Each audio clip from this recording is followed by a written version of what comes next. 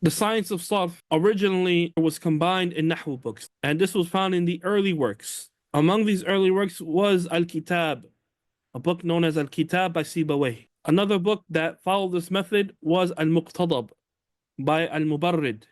Al-Muqtadab by Al-Mubarrid. Also Al-Usul fi al-Nahw, Ibn al-Sarraj, Al-Usul fi al-Nahw. These are early works written in the Arabic language that contained Nahw and Sarf.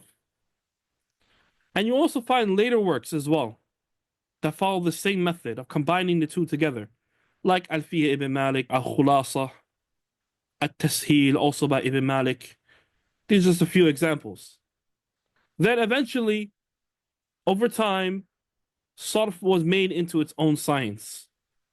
And you found that there were independent works written specifically on Sarf. The first to do this was a scholar called Al-Mazini in his book entitled At-Tasrif. And there's a beneficial explanation for it that the ulama of Sarf return back to often. Is called Al-Munsif by Ibn Jinni. Al-Munsif is an explanation for Al-Mazini's book At-Tasrif. There's also another book called At-Tasrif al-Muluki by Ibn Jinni as well. He has his own book. Ibn Jinni is a scholar in this science in the Arabic language. He has a book called At-Tasrif al-Muluki. It's only about Sarf. And Ibn Ya'ish, he has an explanation for this work. And among the most important works in this science, Ikhwani Akhawat, is a book entitled Ash-Shafiyah by Ibn Hajib. If you all recall, I referenced this book earlier in the Azhariya course, and we said that he has two books that are important, that are related to what we're studying. Two important books. This book, Ash-Shafiyah, is written on the Ilm al-Sarf. Anyone recalls the name for his book in Nahu? Naam, Al-Kafiyah. Ahsantum. Al-Kafiyah to Shafiyah. طيب, Al-Kafiyah was in Nahu, and Al-Shafiyah is in Sarf, both by Ibn Hajib, Al-Usuli, the scholar in Usul. May Allah have mercy on him. Every book in Sarf that came after Ash-Shafiyah relies on Ash-Shafiyah, as well as its explanations. This is a fundamental work in this science, Ikhwani Akhawat, that you eventually want to get to and master it. And it's important for us, like as we mentioned in Nahu, the proper steps of progressing in the science. Likewise, we should mention the same regarding the science of Sarf. Yani, what is the proper method in developing and becoming stronger, advancing in this science? You should know these works so that you have a goal in mind. Right? Many people, Allah Musta'an, they don't know the proper way of studying. So they just pick up a book here and they pick up a book there, and then years go by and they haven't achieved anything. Allah Musta'an. That's because they did not follow the blueprint laid out by the people of knowledge, those who have traversed that path. They see a speaker, a book in their library, quoting from this book, grabbing that book, teaching that book, so they do the same, not knowing if the teacher is qualified to even study that book or teach that book themselves. Allah Musta'an. And it leads to misguidance in the path of seeking knowledge. And as for studying Sarf, there are many different works.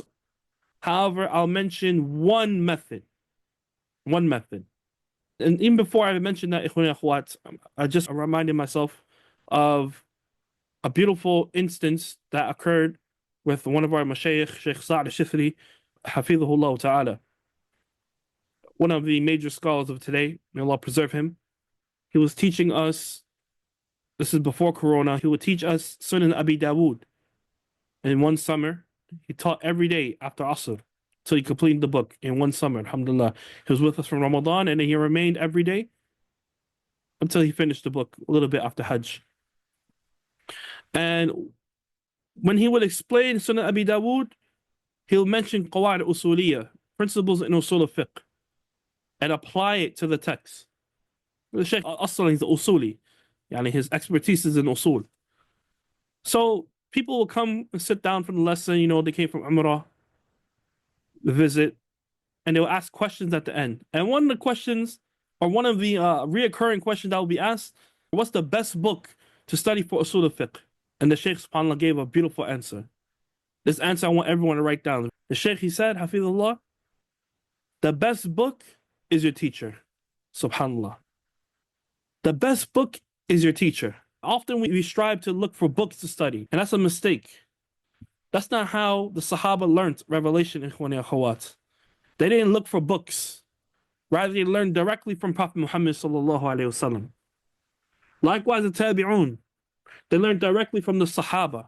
They sought out the Sahaba, radiallahu anhum, and they learned from them. And look at the status they achieved as a result.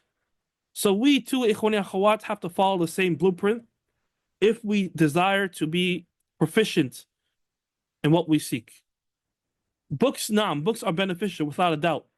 But first and foremost are finding the correct teachers, the right teachers. And that starts with the ulama, الراسخون في العلم, the true scholars. These are the people we have to learn from, ikhwani akhawat. This is the origin. طيب? And if we're unable to learn from that origin, then we take the next possibility, which are their students.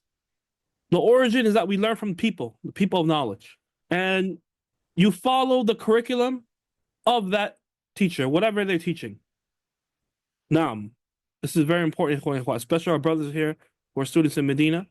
Sometimes you come in the middle of the semester and the teacher is in the middle of a book. And Shaitan comes to you and says, don't attend the class because it's in the middle of a book. You want to start from the beginning. This is a mistake. Rather, attend the class and benefit and start where the teacher is. And catch up on your own free time.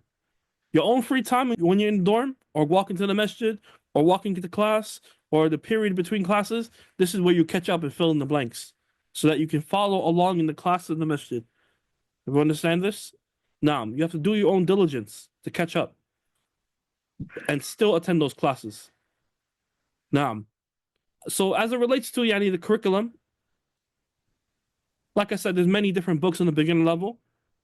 But among the books that are taught, and what's taught here in Mecca as a beginner book in Sarf or Tasrif is Tasrif al-Izzi, the book that we have in front of us.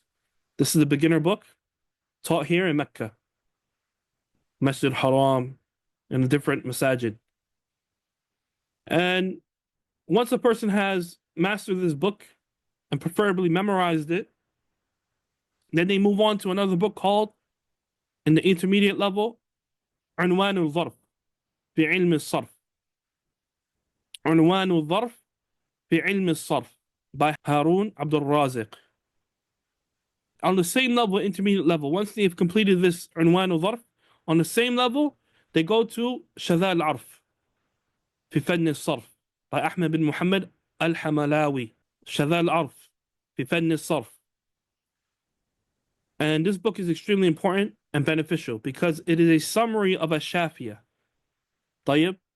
And it is comprehensive as well. And it's beautifully laid out. And we have an explanation of it available in Arabic 311. But this is more intermediate level.